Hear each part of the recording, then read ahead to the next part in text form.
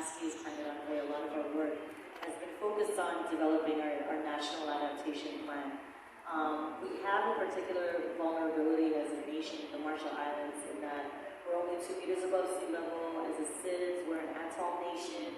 There's no higher ground, and so adaptation is such a key, important part of maintaining our sovereignty and our ability to retain our status as a state. And so we're looking at some really large-scale forms of adaptation that includes land elevation, land reclamation, seawalls and revetments.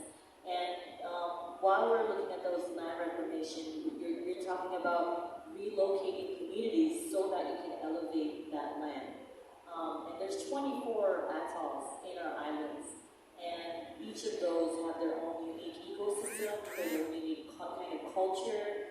Many Mauritius people don't call themselves Mauritians, they say they're from that specific island. Like I say, I'm Hideo, and so, I think we have to be really careful in our adaptation process, and it's a lot of pressure to really figure out what is going to be the right adaptation pathway forward.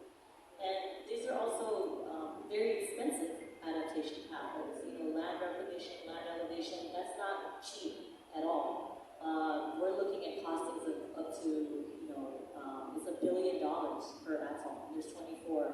Yeah, and so that's quite difficult to get the finance, because it's really unfortunate that the way that people look at it is there's no return on the investment in maintaining sovereignty. Although for us, we can't put a cost. There's no price tag for our independence in our nation. So it's quite difficult, but I think that's what we're trying to push, is to scale up financing for adaptation and to ensure that people see how important it is. It's not just mitigation at this stage. I think a lot of times people look at mitigation and it's always, it's one pathway forward, but it needs to happen in parallel as well as with loss and damage. And so I think that's some of what we're looking at. And with the National Adaptation Plan, we're going to be, there's a big component of it called the community consultations, where we actually go out into each of those atolls and get perspectives from communities about what they want to see, what kind of adaptation pathway they would prefer. Would they prefer to relocate permanently from their island, or would they prefer land elevation, which would require a temporary relocation?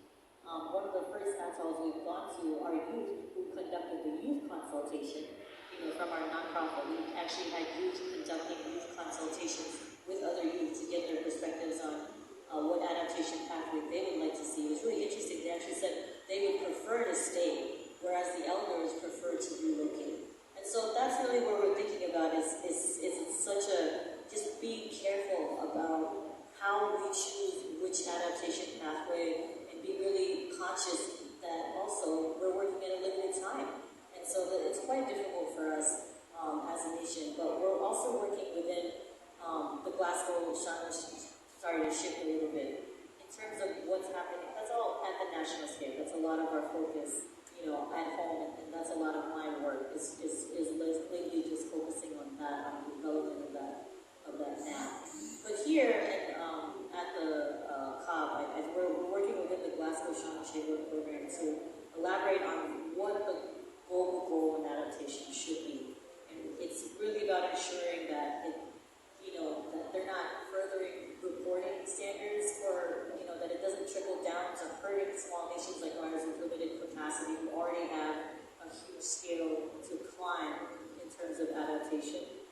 We're looking at how we believe that academic analysis and how the goal could be structured be useful, as well as input on how to assess progress towards achieving the goal, including on appropriate indicators. So I also want to note that a lot of CIDS haven't been able to complete their NAPs and their adaptation communications. There's a lot of push to try to ensure that more and more NAPs and adaptation communication comes in.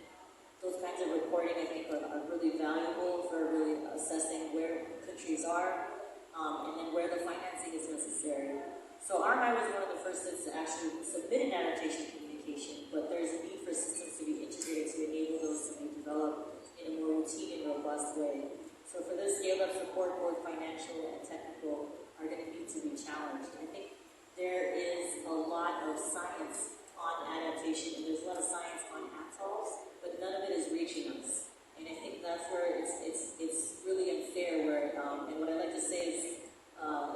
adaptation challenge for the RMI feels like we're learning how to build a boat while it's sinking.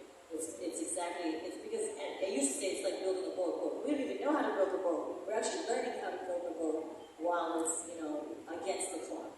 So I think that's kind of just a lot of some of the initial thoughts on these priorities that for countries like ours. Thank you. We can tell you're a poet because the way you articulate your insights and your experience is so clear. I think, a couple of the points, adaptation is key to maintaining our sovereignty. That is a fundamental point you just shared, and I think that's incredibly powerful. But also your comment around there being a lot of pressure to figure out